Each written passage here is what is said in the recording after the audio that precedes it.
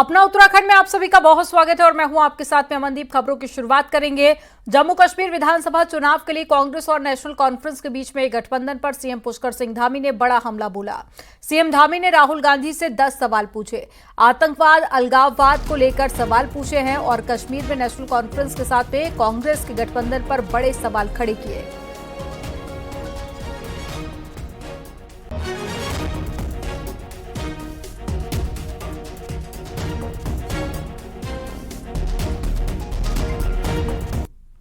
क्या कांग्रेस कश्मीर के युवाओं के बदले पाकिस्तान के साथ वार्ता करके फिर से अलगाववाद को बढ़ावा देने का समर्थन करती है? ये प्रश्न है।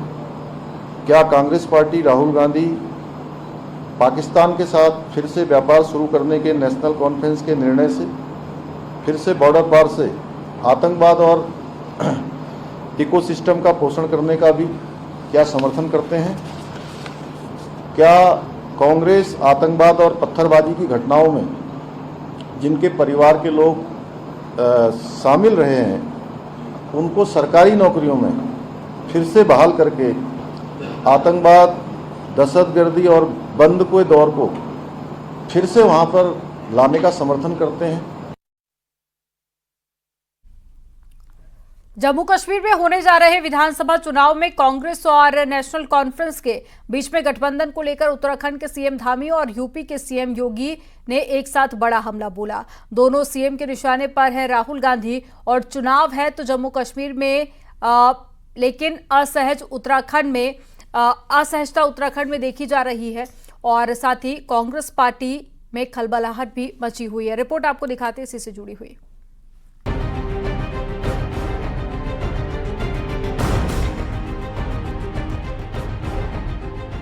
जम्मू कश्मीर विधानसभा चुनाव के लिए कांग्रेस और नेशनल कॉन्फ्रेंस ने गठबंधन किया तो कांग्रेस नेता राहुल गांधी बीजेपी के निशाने पर आ गए। शनिवार को यूपी के मुख्यमंत्री योगी आदित्यनाथ और उत्तराखंड के मुख्यमंत्री पुष्कर सिंह धामी ने अलग अलग प्रेस कॉन्फ्रेंस में कांग्रेस के स्टैंड को आड़े हाथ लिया। दरअसल योगी और धामी बीजेपी की राजनीति में बड़े हिंदूवादी चेहरे हैं। सीएम धामी ने कहा कि सत्ता के लालच में कांग्रेस आतंकवाद और अलगाववाद के समर्थन के साथ राज्य में आरक्षण का विरोध कर रही है। सीएम ने राहुल से 10 सवाल पूछे जिसमें आतंकवाद, अलगाववाद जैसे मुद्दे शामिल रहे। तो नेशनल कॉन्फ्रेंस के घोषणा पत्र के वादों पर कांग्रेस पार्टी और राहुल गांधी जी से हमारे चूंकि ये 10 सवाल हैं कि उनको 10 सवालों के जवाब देश की जनता को जरूर देने चाहिए कि क्या कांग्रेस नेशनल कॉन्फ्रेंस के जम्मू कश्मीर से फिर से अलग झंडे के वायदे को समर्थन करती है? क्या फिर से जो है अशांति और आतंकवाद के युग में कश्मीर को धकेलना चाहते हैं? इस निर्णय का क्या वो समर्थन करते हैं? राहुल गांधी से आतंकवाद जैसे विषय पर सवाल पूछने पर कांग्रेस असहज है। दरअसल लोकसभा चुनाव के बाद कांग्रेस देश के अन्य राज्यों की तरह उत्तराखंड में भी राहुल गांधी को एक्टिव करना चाहती है। हालिया लोकसभा चुनाव में तो राहुल गांधी उत्तराखंड नहीं आए, लेकिन 2017, 2019 और 2022 के चुनाव में राहुल ने रैलियां की। बद्रीनाथ यूपी चुनाव जीतने के बाद उत्तराखंड में कांग्रेस कोशिश कर रही है कि राहुल गांधी को एक बार केदारनाथ लाया जाए, लेकिन जम्मू कश्मीर में नेशनल कॉन्फ्रेंस और कांग्रेस गठबंधन से जो हालात बने हैं उसको लेकर राजनीतिक फिजा बदल रही है। मैं जिस दिन ये नुकसान की बात आएगी हम लोगों से पूछेंगे ना कि भाई अगर पीडीपी और नेशनल कॉन्फ्रेंस में एक को चुनना हो तो हम उसको चुनेंगे ना जो आजादी के समय भारत के साथ मजबूती के साथ खड़े थे, जिनका रिकॉर्ड आतंकवाद के साथ जुड़ने का बिल्कुल नहीं है। जब मोदी जी पीडीपी के साथ जुड़े तो पीडीपी तो बदनाम थी इस मामले में, फिर भी सत्ता के लिए बीजेपी और मोदी जी पीडीपी के साथ जुड़े। हम लोगों को इस बात को समझाएंगे, तो इसलिए मैंने कहा ना कि लोग अब जानकारी के आधार पर अपनी राय बनाते हैं। उत्तराखंड में मुख्य तौर पर बीजेपी और कांग्रेस आमने सामने रहे हैं। यहाँ उत्तरी भारत के बाकी राज्य में स्थिति अलग है, जहाँ जातियाँ और उपजातियाँ का भी बंटवारा है और चुनावी रिजल्ट में भी दिखता है। उत्तराखंड हिंदू बाहुल्य राज्य है, ऐसे में बड़े हिंदू चेहरे का संकट पार्टी के पास रहा है और राहुल गांधी को फ्रंट पर लाने पर अब फायदा होगा या नुकसान, ये बड़ा सवाल है। दीपांकर भट्ट, न्यूज़ 18, देहरादून।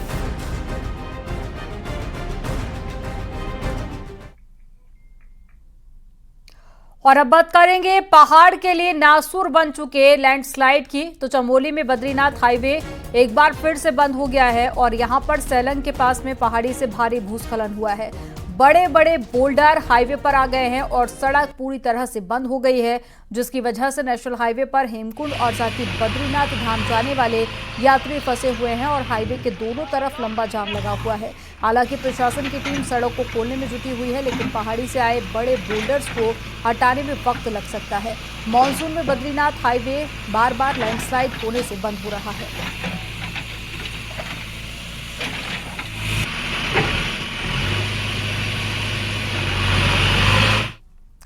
खबर टिहरी से है, जहां पर बरसाती नाले में बहे स्वास्थ्य कर्मचारी के शव को बरामद कर लिया गया है। शुक्रवार को आपदा प्रभावित गेमवाली गांव में दवा बांटकर वापस लौट रहा स्वास्थ्य विभाग का एक कर्मचारी बरसाती नाले में बह गया था, जिसके बाद में एसडीआरएफ की टीम ने सर्च ऑपरेशन चलाया और आज शव को बरसाती नाले से निकाला।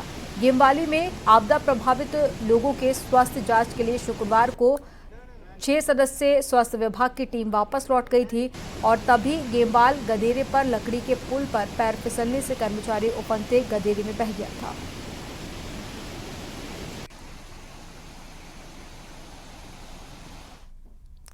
विकासनगर में तेज बारिश के बाद में बरसाती नाले उफान पर आ गए हैं। तस्वीरें आपको रामगढ़ इलाके की दिखाएंगे, जहां पर शिमला बाईपास के रपटे पर सैलाब आ गया है और सैलाब के ऊपर से ही गाड़ियों की आवाजाही हो रही है। कई गाड़ियां पानी के उफान में फंस गई हैं, जिसकी वजह से जाम जैसे हालात बन गए हैं। तेज बारिश के बाद में अक्सर रपटा सैलाब के चलते भर जाता है और वहीं काफी देर तक पानी बहता रहता है और लोग परेशान रहते हैं। हालांकि अब पानी कम हो गया है।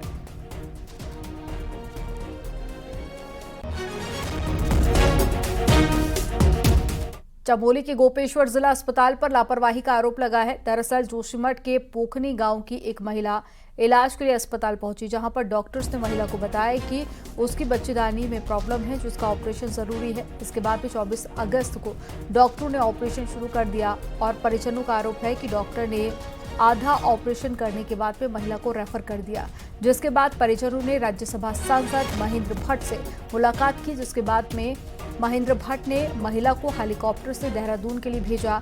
वहीं मामले में सीएमएस का कहना है कि महिला की हालत गंभीर थी, इसलिए उसे देहरादून रेफर किया गया।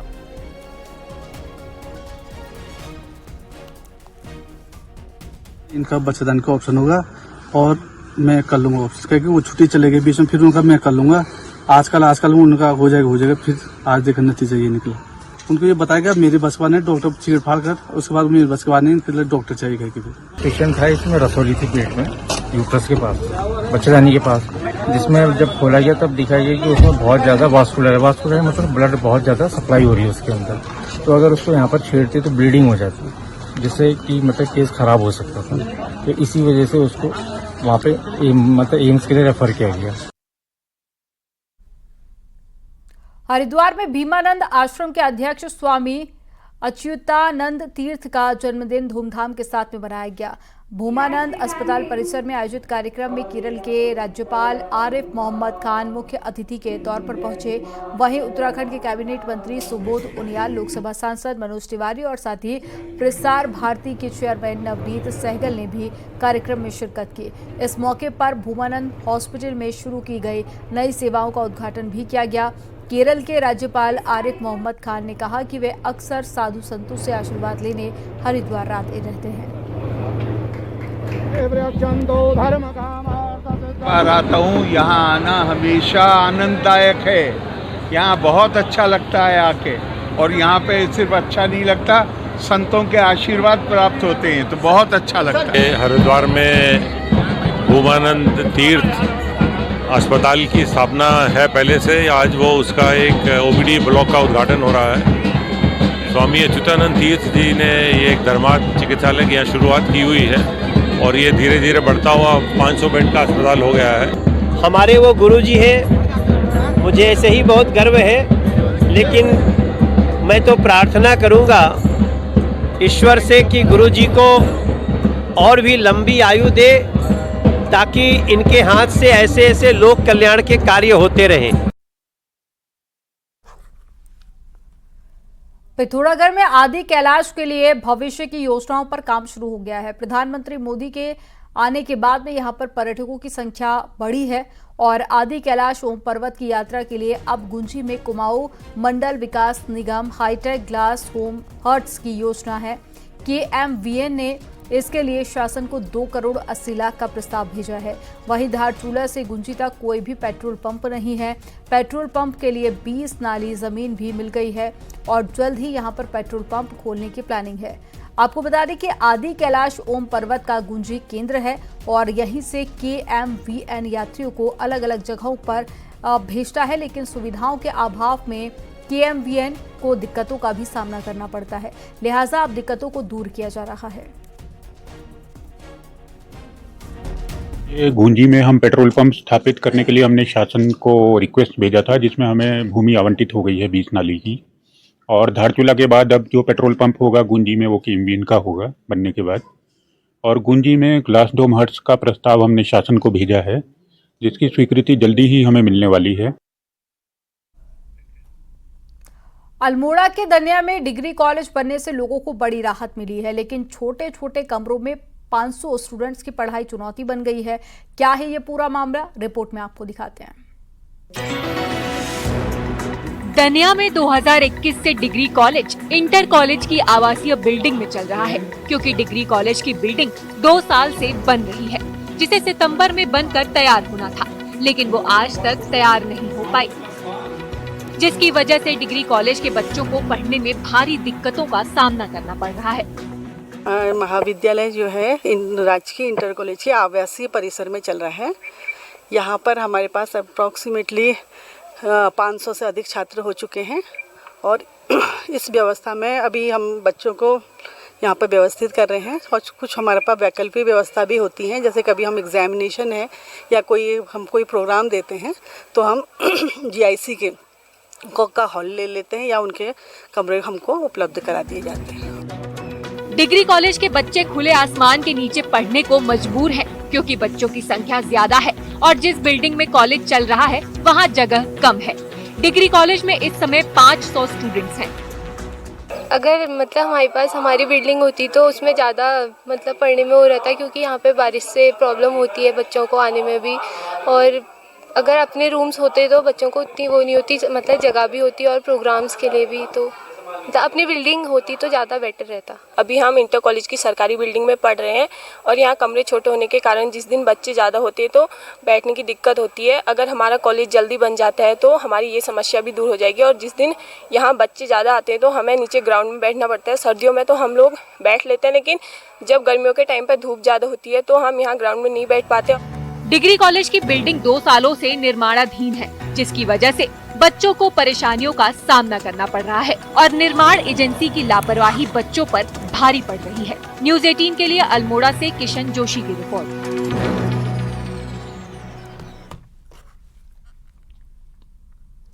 विकासनगर के भीमवाला में डाक पत्थर डिग्री कॉलेज के छात्र संगठनों के कार्यकर्ताओं के बीच में विवाद हो गया, मारपीट हो गई और बताया जा रहा है कि ABVP के कुछ छात्र नेता भीमवाला क्षेत्र में छात्रों से अपने पक्ष में वोट डालने की अपील कर रहे थे और इसी दौरान वहां पर दूसरे संगठन के कुछ छात्र पहुंचे, जिसके बाद में दोनों पक्षों में कहासुनी हुई और कहासुनी इस कदर बढ़ गई कि मामला मारपीट में बदल गया।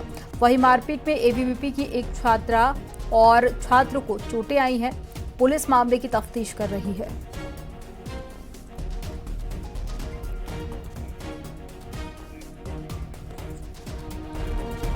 मंगलौर और बद्रीनाथ उपचुनाव में जीत के बाद में कांग्रेस ने केदारनाथ सीट पर भी जीत का दम भरा है। नैनीताल पहुंचे पूर्व CM ने हरीश रावत ने कहा कि केदारनाथ में चुनाव जीतने के साथ ही 2027 का रास्ता बाबा केदार बना रहे हैं। हालांकि हरक सिंह रावत को टिकट देने के सवाल पर हरीश रावत ने कहा कि केदारनाथ की मर्यादा के हिसाब से ही वहां के उम्मीदवार का चुनाव होना चाहिए।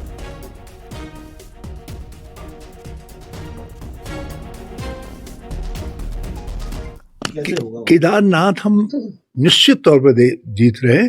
केदार बाबा इस बार हमको आशीर्वाद देने जा रहे हैं और यहाँ से कांग्रेस की 2027 में जीत का रास्ता प्रशस्त करने। लेकिन मैं इतना जरूर कहना चाहता हूँ कि केदारनाथ है, उसकी मर्यादा के अनुरूप ही उम्मीदवार होना चाहिए। उत्तरकाशी के बाड़ागढ़ी पट्टी में पौराणिक दुधगाडू फुलोई मेले का आयोजन किया गया। क्षेत्र के आराध्य भगवान हरि महाराज और साथ ही खंडद्वारी देवी की पूजा के साथ में मेले का उद्घाटन किया गया और मेले में बड़ी संख्या में दूर दराज से लोग शामिल हुए और अपने आराध्य हरि महाराज के चरणों में दूध चढ़ाया। साथ ही देव डोलियों से क्षेत्र की सुख समृद्धि की कामना की।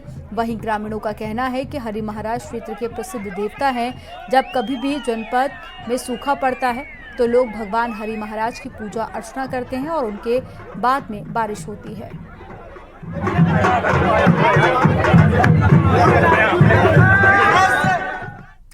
अगर हम कहें कि कुमाऊं के सबसे बड़े अस्पताल में प्रशासन यूपी के चोरों से परेशान है तो आप यकीन करेंगे, लेकिन यह हकीकत है। यहां पर तीमारदारों के भेष में आ रहे चोर चुनौती बनते जा रहे हैं, लेकिन अब इन चोरों की खैर नहीं है। रिपोर्ट आपको दिखाते हैं।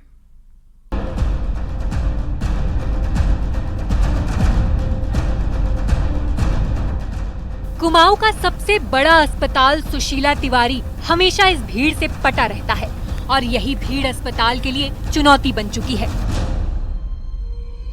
विशेषकर भर्ती मरीजों के साथ आने वाले तीमारदारों की संख्या परेशान करने वाली है और इन्हीं तीमारदारों की आड़ में यूपी के चोर भी अस्पताल में उत्पात मचा रहे हैं। लगातार इसमें प्रयास कर रहे हैं। मामले हमारे आए हैं क्योंकि मरीज जब लगातार बढ़ते जा रहा है तो यहाँ पे तीमारदार की संख्या भी बढ़ते जा रही है। कई जगह से एक मरीज के साथ 4-4 तीमारदार आते हैं।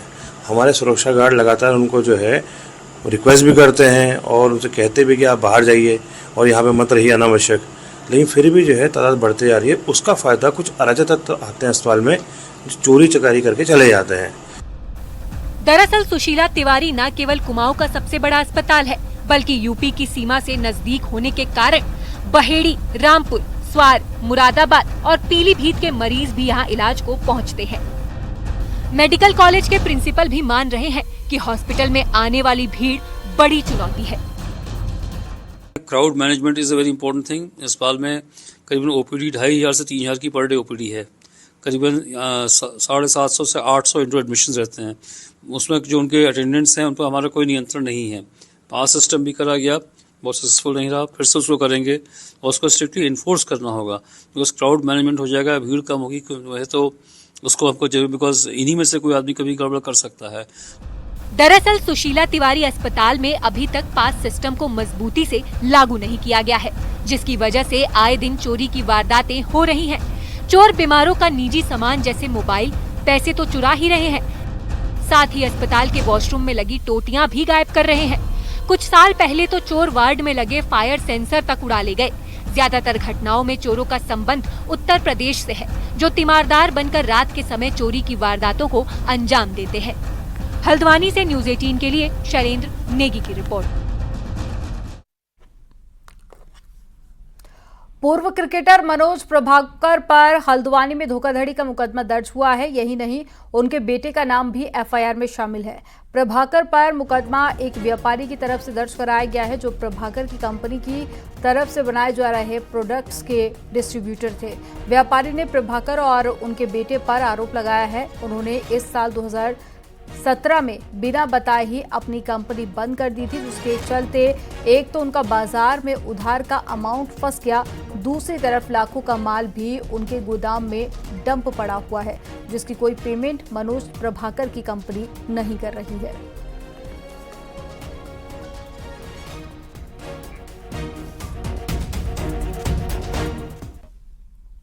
और यहां पर वक्त हो गया एक छोटे से ब्रेक का। आप देखते रहिए न्यूज़ 18।